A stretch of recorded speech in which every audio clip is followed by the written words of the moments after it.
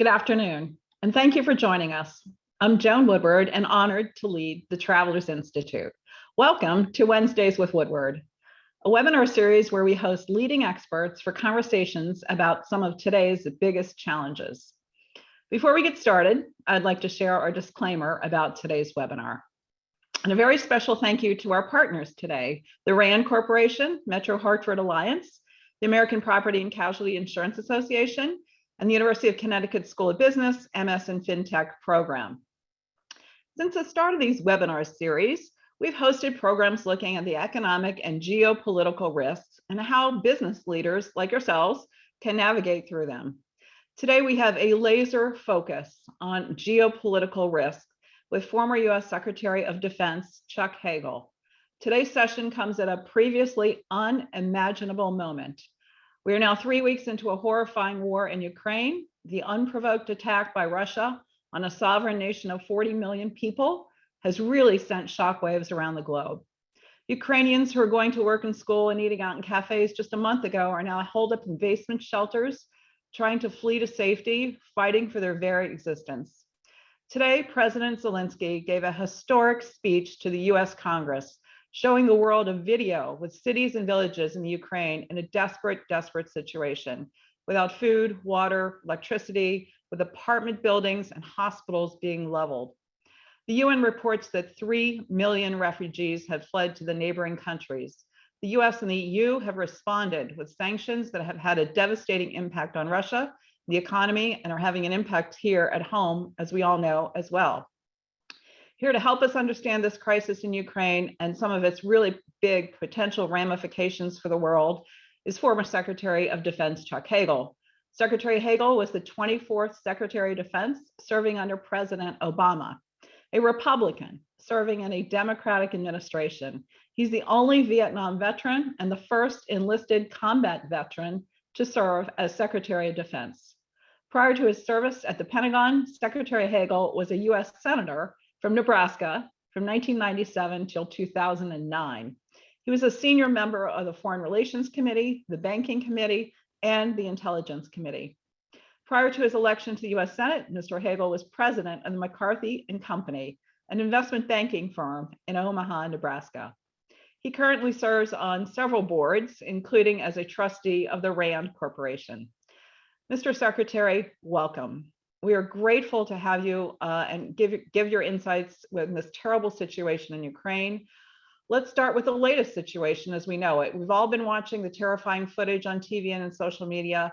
So give us your thoughts on President Zelensky's speech to the US Congress today and how he really wove in parallels to Pearl Harbor, for example, or 9/11 for Americans. And again, thank you for being with us. Joan, thank you.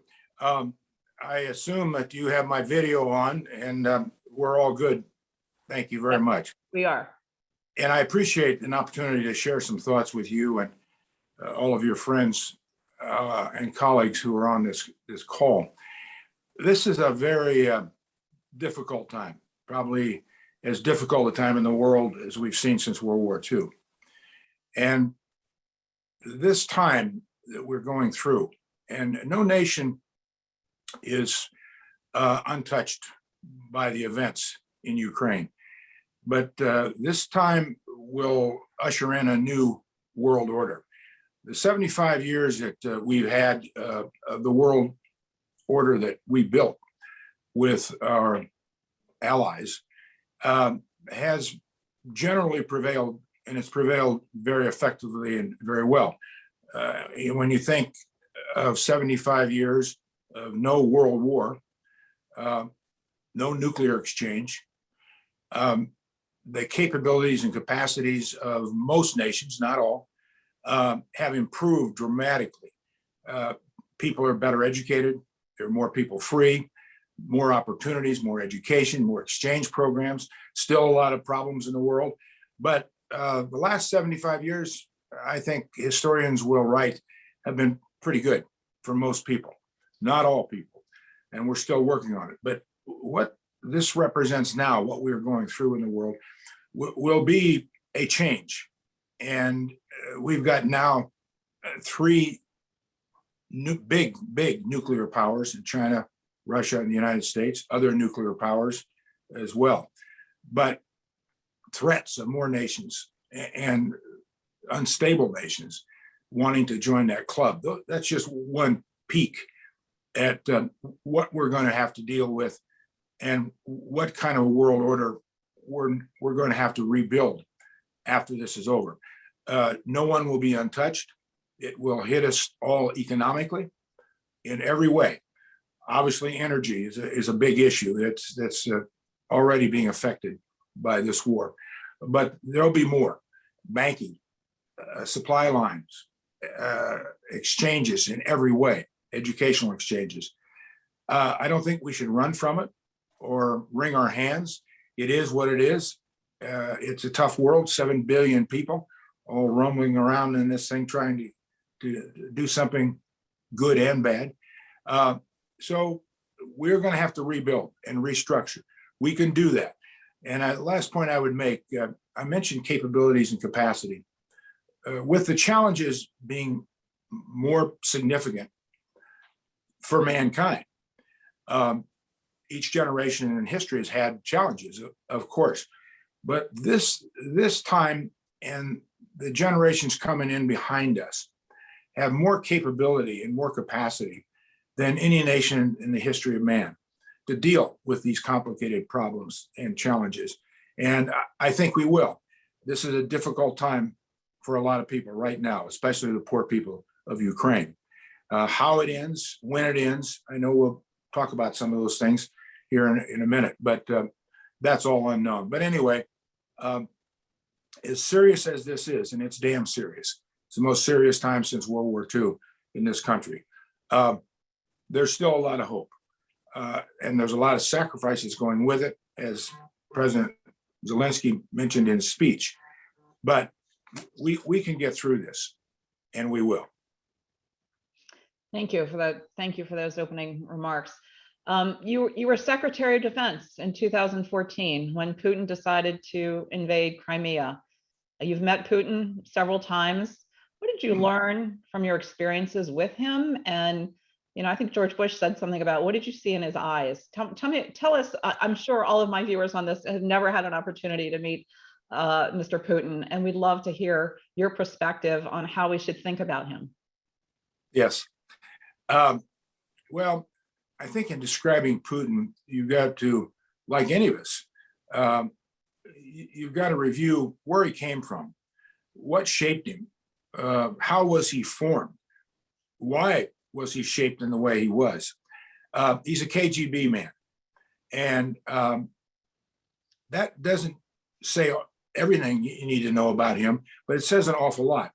It says that he became a master at deception, dishonesty, disinformation, misinformation, lies, and he runs his country. He leads his country in every way based on those KGB principles. And he's smart. He's ruthless. When I looked into his eyes the first time, I didn't see anything glowing quite like President Bush did. I saw a cold, steely, inhumane individual that he will risk anything, and he will do that in a way that's very deceptive. But now he's been on the world stage for so long, it's not as disarming because we know what he is. We know what he's done in Chechnya. We know what he did in Georgia, 2008, when I was Secretary of Defense in 2014. And you've seen the pattern of how he works, and especially deceiving his own people. That can only last for so long, and I think he knows it. But this guy is someone who we have to take at face value for really what he is.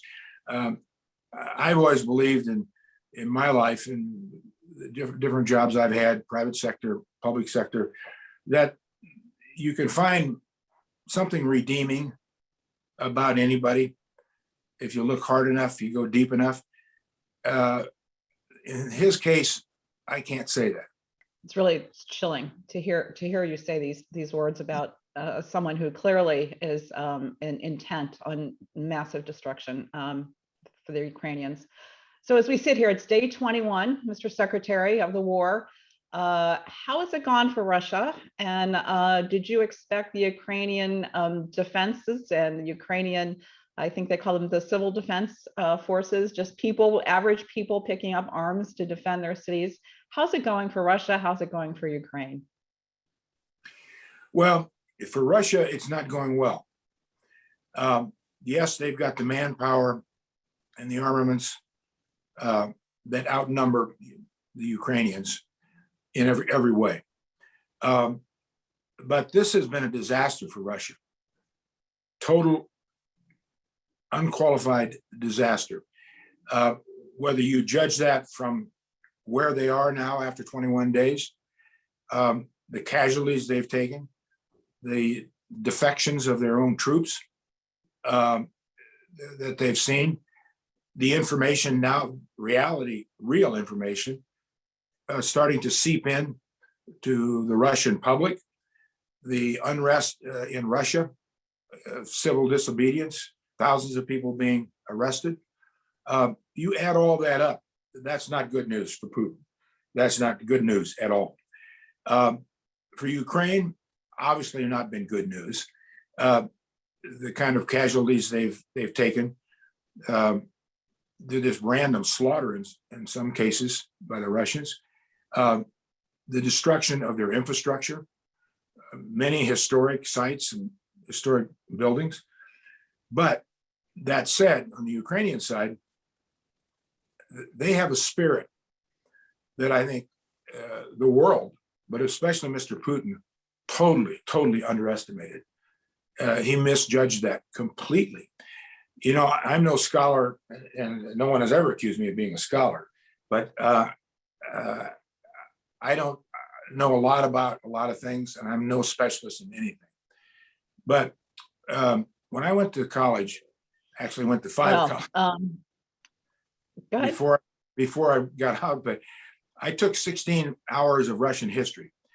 And one of the things, I was just interested in it, one of the things I learned, and then I've been to Russia many times, about Russia, their people, 500 years ago, when that Russian Empire began, it began in Kiev. That's where it started. And the Russians and the Ukrainians have always had a very strong, close relationship. That's going to be one of the problems, I think, most difficult problems that Putin's going to come out of this with. They've got aunts and uncles on both sides. And so you're asking young Russians to go kill their aunts and uncles who live in Ukraine. And he lied about why he sent them in. So when you add all this up, yes, it's been bad for Ukraine, terrible for Putin, but at the other end, and as the great hockey players always say, I never skate to where the puck is. I skate to where I think the puck will be. Well, where the puck's going to be in the Russian-Ukrainian conflict, not with Putin. He'll be a pariah, and the Russian people will be outcast for many years. Yeah, the economy of Russia, as we all know, the stock market's been closed there. The ruble's completely devalued. You know, U.S. and other Western, companies are pulling out, rightfully so. So you're right. The pain inflicted on Ukraine is vast, but also the Russian people as well. So let's talk a little bit about the U.S. government and NATO. So the U.S. has really made clear that we were not going to put boots on the ground or planes in the air. We've recently kind of scratched the idea, at least temporarily, of helping Poland give those MiG fighters to the Ukraine. How can we help Ukraine defend itself? Is it really just about the Javelin and the other kind of shoulder launched weapons to get to their tanks? Well, let's start with what President Zelensky continued to ask for in his speech this morning to Congress, and what he's continued to talk about the last 3 weeks. I think what you're seeing is in his request for now a humanitarian no-fly zone, not a total no-fly zone, which the United States and our NATO partners have not agreed to, as it was presented a couple of weeks ago, a no-fly zone total. The humanitarian no-fly zone represents, I think, a realistic possibility now. After we've seen for 3 weeks the world and the United States, and you know what the polling is on this. The polling is overwhelmingly in favor of Mr. Zelensky and his request here in the United States. The Congress is moving in that direction too. The continuation, and I think that the president's going to have to really seriously consider a humanitarian no-fly zone, and he's got to do that very, very quickly. I think the pressure is going to increase on him in his own party as well. My sense of that is, I think it's the correct thing to do. I think that it's we haven't talked really yet about the humanity here. What kind of people are we? What kind of people really reside in this world? Yes, we have bad people. We know that. We've always had bad people. But there's a humanness to this and a humanity that we can't escape. And we've got to step up to it.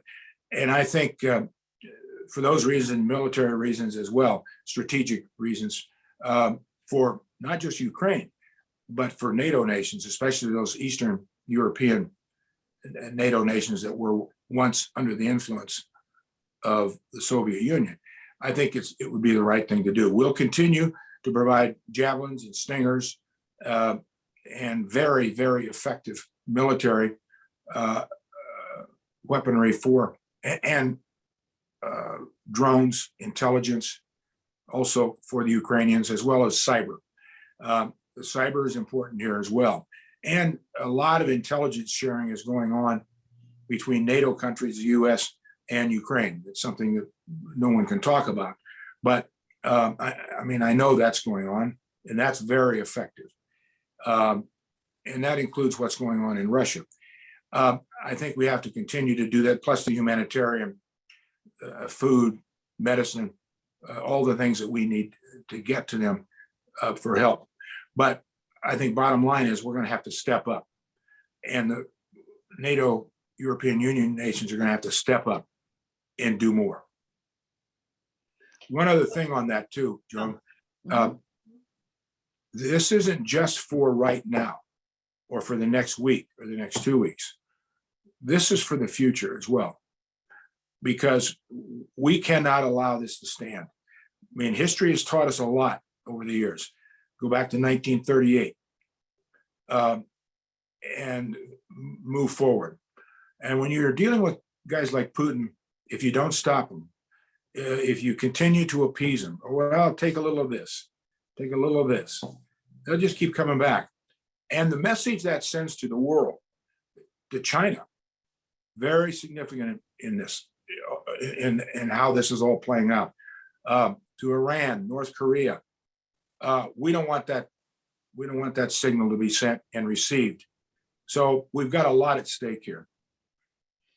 Thank you for that. Let's talk just a little bit about the humanitarian no-fly zone. So there's now some suggestions that maybe just do it over Western Ukraine. Is that possible that we would have our U.S. military and NATO put a no-fly zone around Western Ukraine to get those refugees safely out? Because we saw when, I think it was Mariupol, there was supposed to be some ceasefire to get the refugees out, and then the Russians didn't respect that, and the refugees got trapped. So is it possible now, do you think the next step for the U.S. is to agree to this limited no-fly zone in Western Ukraine? Well, there's going to have to be something like that.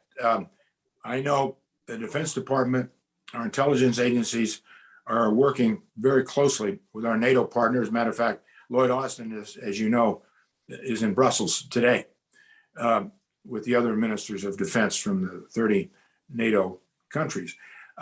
But there's going to have to be something like that. Can we do that? We have the capability, NATO has the capability to do something like that. The reality for Putin here is he's got big problems.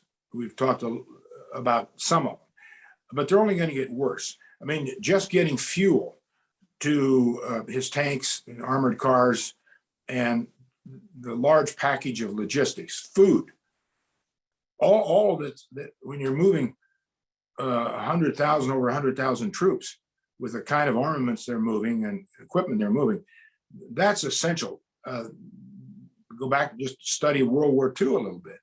I mean, Patton got stopped in Europe because he couldn't get his tanks refueled and food for his troops. Those are realities that sometimes are overlooked. That's one dimension of Putin's problems. And he doesn't have the kind of capacity to take on NATO and the United States in something like this. I mean, he's already got a huge problem with Ukraine. I mean, a huge problem. I mean, then to add going after the United States or NATO countries, is this a risk, whatever we do? Yes, it's a risk. That's why we have to play it out carefully and so on. But the much bigger risk to me is the consequences that will come out of this if we don't do something more. We're doing a lot, and we should be doing a lot. But if he's not stopped, if Putin's not stopped, the consequences, in my opinion, are far worse than for the long term in the world, than the risk of alienating him and having him try to stop us. I don't think that risk overrides the huge consequences that are coming. But make no mistake, again, Austin is in Belgium meeting with ministers of defense of NATO, and what they've been trying to do and figure out, Pentagon here has been, is what are the ways we could stop this?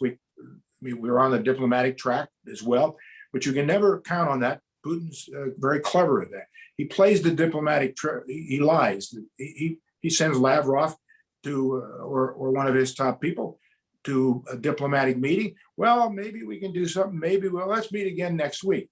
Well, that's what he's been doing here. I think they've met 4 times. All the while, he's bombarding Ukraine, stepping up the intensity of that bombardment. And yeah, we'll meet next week. We'll meet next week, and so on. That's his game. So we're going to have to, again, and I think President Biden and Blinken and all of them understand this. We're going to have to, like I said before, all of us step up our game here. Yeah, well, this is really just terrifying. What if, though, Putin has just hundreds, if not thousands, right, of fighter jets in his arsenal, and I guess I'm curious why he hasn't used them yet. If he's losing this war and losing the ground war, and maybe getting ready to go directly into Kyiv, why isn't Putin pulling out his bigger guns on some of his Air Force fighters? Well, good question. Yeah, I don't know. But what I think he's doing and what's happening is that I think he never believed that he would have to use his Air Force. I got it. Mm-hmm. And they're very vulnerable, his Air Force, because you've got to come in, at least to the fighter jets, you got to come in low enough to be in the range of our Stinger missiles and javelins and other shoulder-fired weapons that you can take down those planes. So they're not invulnerable. I think another reason too is that he probably was smart enough to understand that some of those planes could be lost. When you lose a plane, as you know, in combat or anything, but especially something like this, when the whole world is focused on this, that's a big deal. The news leads tonight, 2 MiG-29s, 30, whatever, shot down over Ukraine today. That's something he doesn't want to see. If you lose a tank or an armored personnel carrier, well, that's a little lower profile than losing a sophisticated, fast jet that the Ukrainians bring down. And they can bring them down. And they have been bringing planes down, especially helicopters. Yeah. Ukrainians, yeah. Mm-hmm. Wonderful. Well, interesting. What about your thoughts on this notion that he might actually use chemical, biological, or vacuum bombs in Ukraine? And does that change the chessboard for you in terms of how you think about NATO and U.S. response if chemical or biological vacuum bombs are introduced in this conflict? Sure, it has to change. And I'm sure our Pentagon I haven't been talking to a lot of them over there. I stay out of their way. But the ones that I've been talking to at the Pentagon, they have been thinking that's what the Pentagon does. That's what part of the defense capability of our national security system is all about. You plan for every eventuality. Nuclear warfare, chemical warfare, I mean, the whole thing. So I'm sure they've been planning for this. What would we do? How would we do it? Coordination with NATO partners. What kind of equipment would we need? And all of that comes into a planning equation. And as Putin has rattled the cage on this, and he's drawn out his nuclear saber and his chemical weapons saber, that makes it a little more difficult. But it's not anything that I'm sure our people didn't anticipate at all, that he would say something like this. I don't know what he would do in that if it gets to that point where he's really losing badly. My guess is he would try to pull some diplomatic rabbit out of the hat before he would resort to chemical weapons, biological weapons, even nuclear weapons, because he is smart enough to know that if he did that, then we would truly have to respond in some very, very bad way. And he's smart enough to understand it. He's smart enough to know, too, that he's alone in the world. I know the Chinese play this little game, we're in with you, we love you very much, and so on. The Chinese and Russians don't like each other, never have. They've been up and down. And what binds them together in any way today, over the last few years, is the United States. They're both opposed to the United States in every way. The Chinese more on the economic side. That's why they steal all our secrets. Also on Taiwan. But the Russians are a little different. But Russia has no friends. It has no friends. I mean, after that United Nations vote a week ago, where 141 nations voted to condemn Russia for what they were doing, 141. 5 voted against it. And then the rest abstained, as China did.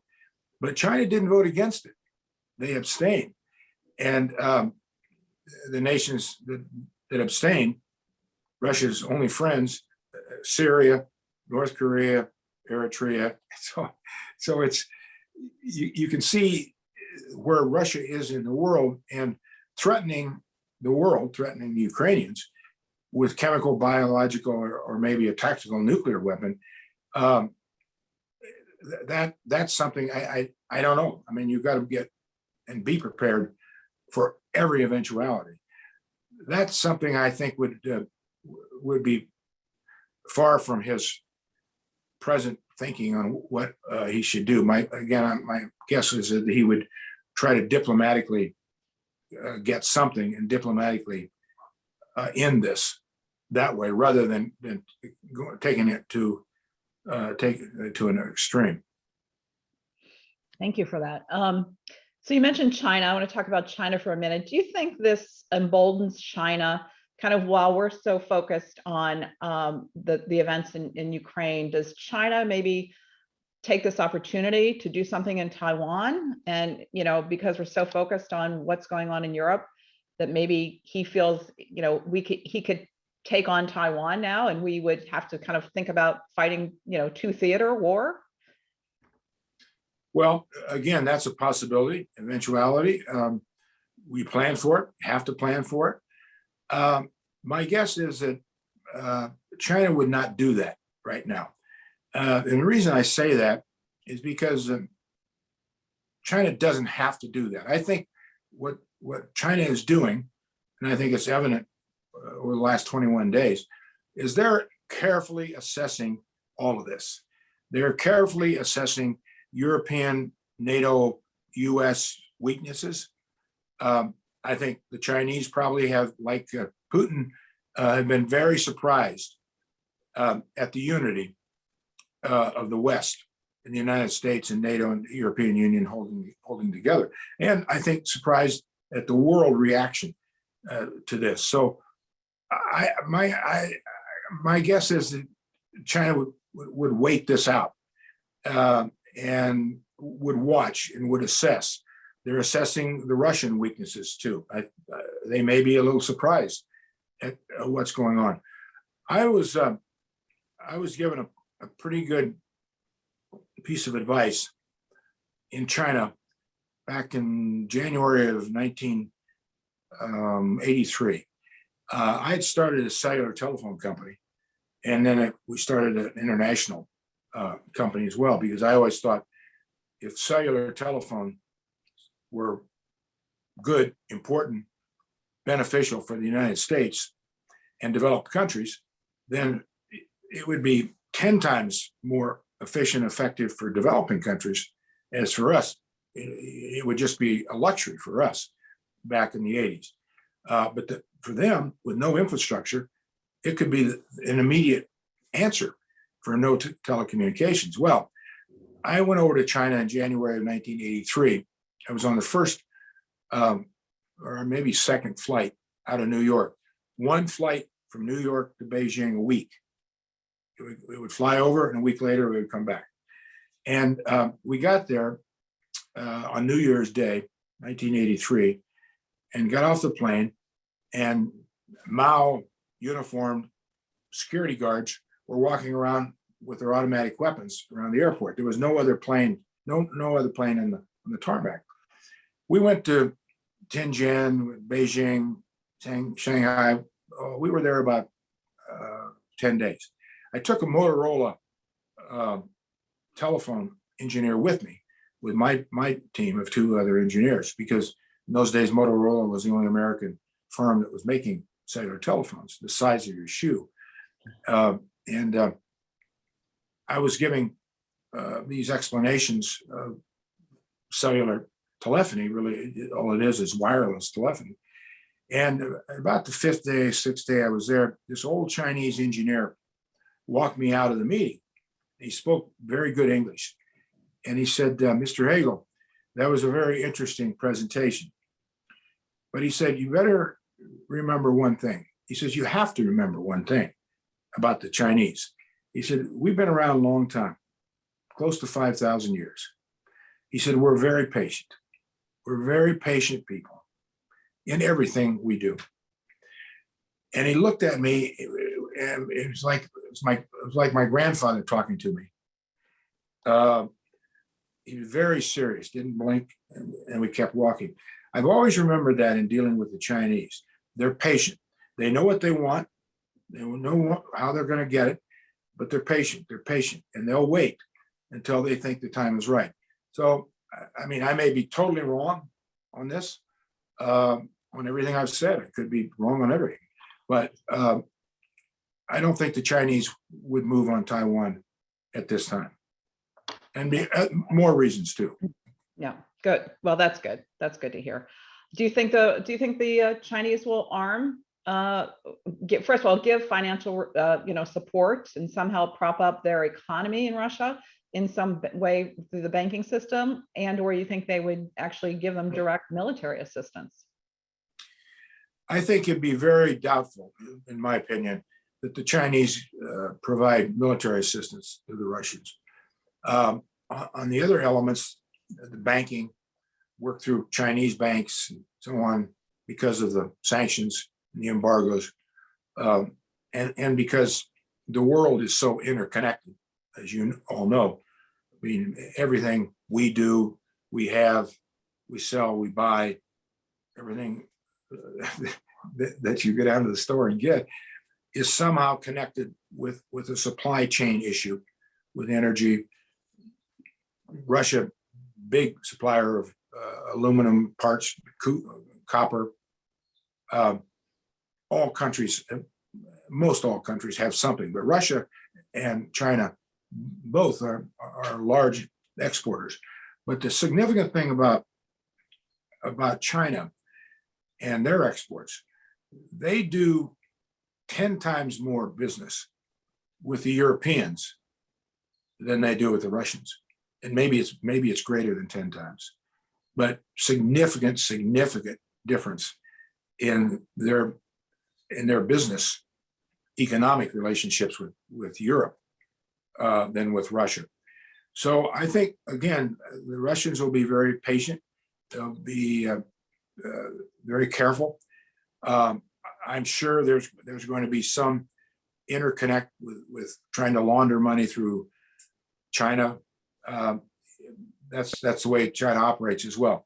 But I don't think they're going to get themselves too far out in supporting Russia. I mean, they'll say the right things, but they've been pretty quiet, and so we'll see. But I don't think they'll do much. And also, they don't like to get drug into messes, especially war, military messes. And I think they'll be very careful there. I don't know what Xi's, all these dictators appear on the outside to be very strong, very dominant, but it's such a closed society in China. You don't know really how strong he is. And that's both good and bad, because the military has always been behind the leader, whoever the leader was. And the military would make the most significant decisions on what China would do. That's been eroding somewhat over the last few years as Xi has been leading the country. But he's done some things that I know the military doesn't agree with. And so you never know when the Politburo gets together and decides, well, is Xi going to be with us leading this country for another few years or not? Do we need a new leader? You don't know. It's so closed. And Russia's got some of that same thing too. It's who influences and who really influences not just Putin, but the direction of the country. Those are always wild cards in these things that you're never sure of. And if things go badly for a leader, I mean, Khrushchev is a good example of that. They dumped him after the Cuban Missile Crisis. I mean, this is not now in the early 60s. We're eons past that. But in totalitarian societies and authoritarian governments, that's always something you watch carefully. Our intelligence is also watching that carefully, both China and Russia. Okay, thank you. We have over 100 questions coming in from the audience, and so we're going to try to get to a number of them, but I do want to hit on two other topics before we go to audience. One is on cybersecurity, and as you know, we sell a lot of cyber insurance to a lot of businesses throughout the world, and especially in the U.S. And there's a great concern that this war can cause a lot more cyber attacks on businesses.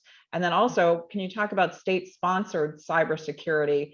The Russians and the Chinese kind of taking advantage of this period in time, hacking all sorts of businesses in the U.S. and critical infrastructure. Do you think that Putin is capable of enacting another cyber attack to bring down our critical infrastructure like pipelines or electrical grids? Do you think we should be concerned about that?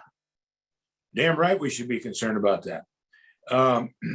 We're not, I don't think, in particularly good shape when it comes to hardening our infrastructure capabilities in business. A lot of reasons for that. We're getting better.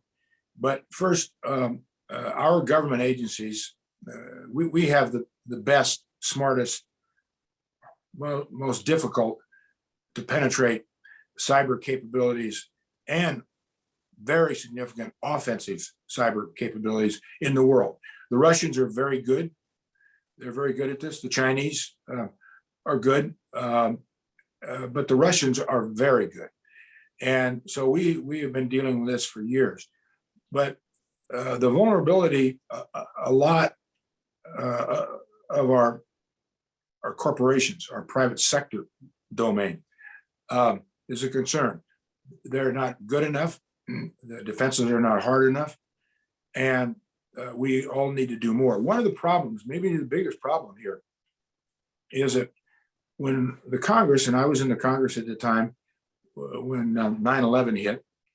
And for about a year and a half, we were focused every day in the Congress. How do we get better? How can we reach out and understand, stay ahead of the game? Terrorists. This had never happened to us before. Who failed? What happened? Well, we did a number of things. One thing we did was we developed a new department, the Department of Homeland Securities. We rolled up 22 different agencies and departments into one, Department of Homeland Security. That was one thing with broad new powers. We passed laws like the Freedom of Information Act in different ways. We brought on a new department out of Department of Defense, this cybersecurity, NAS, NSA, and we put within those departments the capabilities, the dollars, professionalism, the engineers to work on cyber. All of that came in about the first year and a half after 9/11. But the thing that did not happen has not happened since. We had a problem between the private sector continuing to protect their internal security, their freedom, so that they wouldn't be under the control of a bureaucracy of the government in order for the government to protect them. And we had all the capability over in the government side, over in NSA, and Cyber Command, Department of Defense, so on and so on. But the private sector kind of got left out of it. And so we needed to pass a law to bridge that, so that, like I said, we would honor the privacy security of the private sector, but at the same time still benefit from the immense ability and capability that the government had. Well, that's never really been done. We've never done it, and that's a failure, and it hurts business, and we just don't talk about it anymore. So I think the private sector is getting better every day. They're becoming more aware of it every day. They're hiring the capability they need to hire, the people they need to hire, who are the experts to do this. But it's a vulnerability. It's always going to be a vulnerability. And like anything, you try and stay ahead of it through good intelligence, but everybody has got to be smart here. And we just got too many areas that just aren't very smart. Okay, thank you for that. We are on the job in terms of helping businesses mitigate their risk of cyber, and that's something that it's a very large part of what we worry about in the insurance industry writ large, not just at Travelers, but it is definitely on the top of mind for our business clients. So let's talk about. Joan, I just add one thing to what you said. I've said at a RAND board meeting, I don't know, a few years ago, that I thought cyber was what was the most difficult threat to this country and the most real threat to this country. I mean, we talked about nuclear weapons, chemical weapons, all that's true. Those are threats. But cyber, it's deadly, it's quiet, you don't know where it's coming from. I mean, it is deadly. And you talked about taking out power grids. It could take down the banking system in New York. I mean, it could touch anything, and it does. They try all the time, but no, it's going to continue to be a vulnerability of our country. We're getting better at it, and we're smart. We've got the best people, but it's still a vulnerability. Thank you for that. We really appreciate this again, for us, it's a huge focus. So thank you for that. So let's bring it home, Mr. Secretary. We have all watched the political landscape over the past number of years kind of change and shift, and the blame game is real, right? Whoever's sitting in the White House generally gets the blame or the credit for how people are feeling in their own economic situation. So with the gas prices, with inflation, with supply chain challenges, Russia is the largest producer or exporter of wheat, right? And iron and nickel and palladium and steel and other commodities coming out of Russia. And of course, there's lots of disruptions that we're facing now in the U.S. because of that. We saw the protests just for a few days in Canada, and the trucks, trying to come over the border. Well, with just-in-time inventories and a lot of our car manufacturing, a lot of those parts weren't getting in, so they were shutting down plants for a week at a time. So this disruption of, again, the global supply chain, not just because of the pandemic, because we've experienced that, but now with the war. How much tolerance do you think the American people have for even higher gas prices, higher inflation, to support the people of Ukraine? I mean, it is inextricably tied to each other, the amount of economic pain in the US that we're feeling directly, helping the Ukrainians to, fight off Putin. So how do you think, you were a politician, obviously, for a bunch of years. You're a businessman. I didn't know that you were one of the first to go over to China and work on, what then we would call the iPhone, the early iPhone, probably. So give us your perspective on how the American people can support the Ukrainians by having, these higher prices, disruptions in our economy. Well, everything you said is absolutely right. I mean, starting with the fact, and I've always believed it too, a president most times gets too much blame for things he really can't control, and often too much credit for things he didn't control. But that's just the business. If you want to be president, you're just going to have to accept that. That's the way it is. So far, as you know, the American people have hung in there pretty well. I mean, the polls show that. And I think every night people watch the news, read a paper, however they get their news and communicate, they see these terrible scenes of Ukrainians being killed, and maternity hospital being hit, so on. But as this goes on, I mean, you're right. I mean, how much will the American people take? And I do think that in some ways, maybe many ways, what is happening to the Ukrainians and what the American people are seeing around the world and what's going on and the acts of kindness by people all over the world for the Ukraine and America, I think that's touching them in some way that maybe nothing else has touched them in a long time. Certainly Vietnam, they weren't touched. Iraq, they weren't touched. Afghanistan, they weren't touched. But something like this, for a lot of different reasons, I think they're seeing something in themselves. We talked about humanity before, in the humanity of what's going on in the world. What is going on in the world? How can we stand by and let this happen? I know I'm going to have to pay more for gas and more for milk and hamburger and so on. But I think that American people will hang with the president in our country and our policies for a while. Now, if this goes on for 6 months, 8 months, a year, I don't think it will, or whatever that time period is where people just say, enough's enough here. I just can't do it anymore. We got to change. And you've got an election coming up in November. And that's the way people indicate where they are on that political spectrum on, do you think the president and his party are doing a good job, or do we need a new party and a new leader? And so the American people will have that opportunity, as they do every 2 years for Congress and every 4 for the president. And that's why our founders wanted the House of Representatives to have just 2-year terms, so that the American people had some control of their government. So we'll see in November, I think is somewhat of an answer to what you're saying.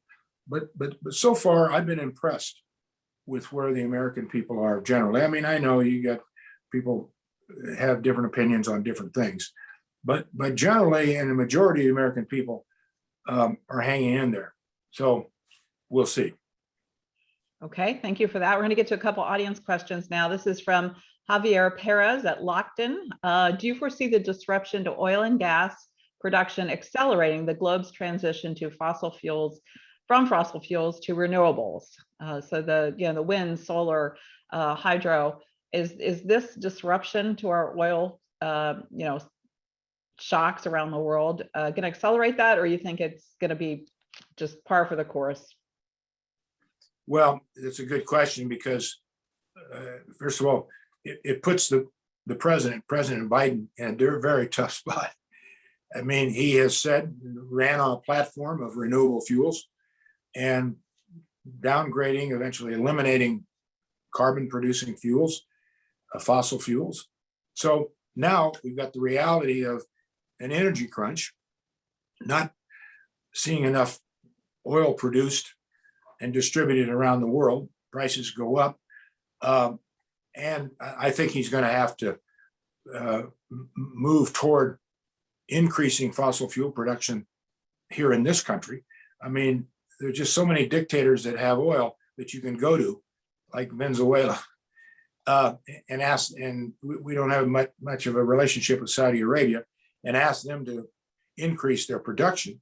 That presents another problem for the president and this country when you do that.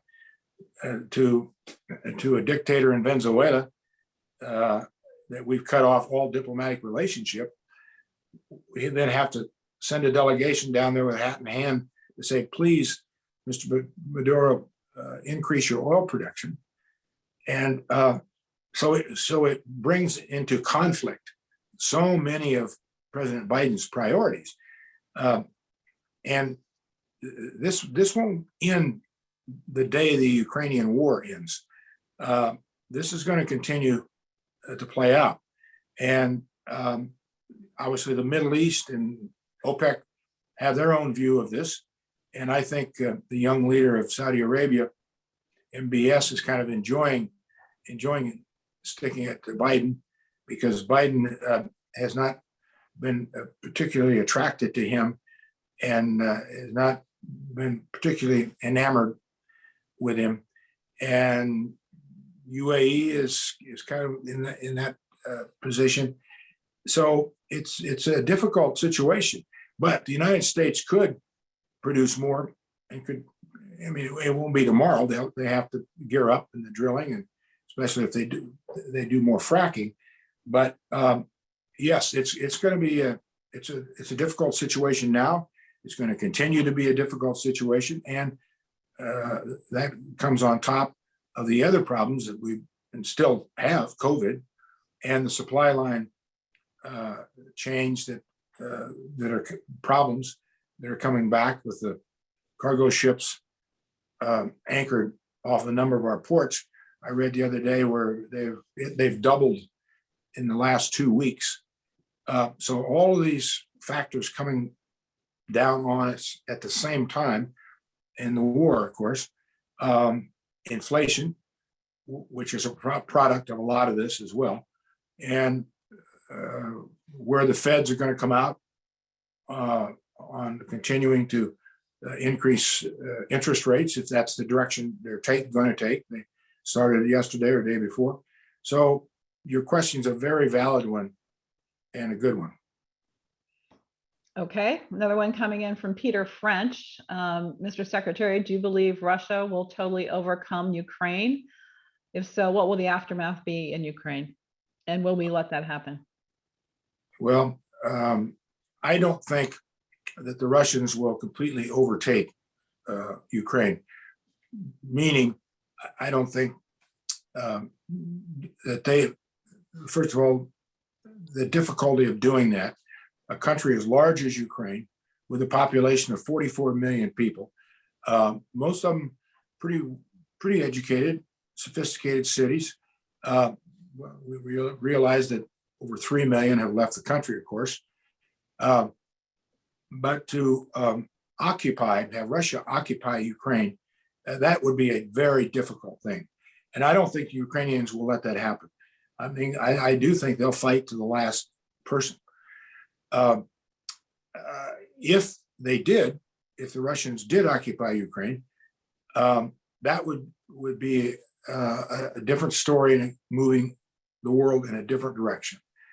Because what that would say that the free world, consisting of most countries in the world, would allow a dictator to invade, occupy, and take control of another independent country in Europe.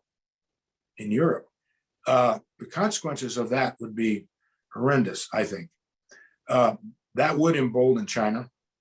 That definitely would embolden China. And there'll be other consequences like North Korea's rockets, what they're doing. Iran needs help. Iran needs to renew that 2015 JCPOA deal, but they won't renew it just at any price for them. But this has thrown that process, JCPOA, back into a cocked hat, with Russia now getting involved, as you know, and wanting certain demands and changes in what I understand to be pretty much an agreed deal. And I think it's the right thing to do too, by the way. I helped when I was Secretary of Defense with John Kerry and the White House on that JCPOA deal that was eventually signed in 2015. It's the right thing to do. And as you know, that the signers included China and Russia, as well as Germany, France, and Great Britain, and Iran and the United States. That was significant. So Russia's screwing around with this renewal of JCPOA, which could end it.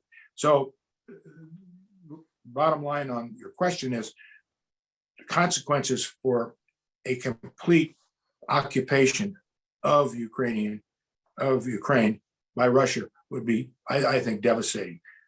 But I don't think that'll happen. So thank you for that. And I'm sorry we didn't get to more audience questions, but in the last couple of minutes that we have with you, Mr. Secretary, fast forward a month from now, where do you think we are in a month, 2 months? Well, we may need that big red umbrella of yours bigger to help us all. And again, I've been wrong on a lot of things, and I may be wrong on this too. But I think you mentioned a time frame, a month or 2 months.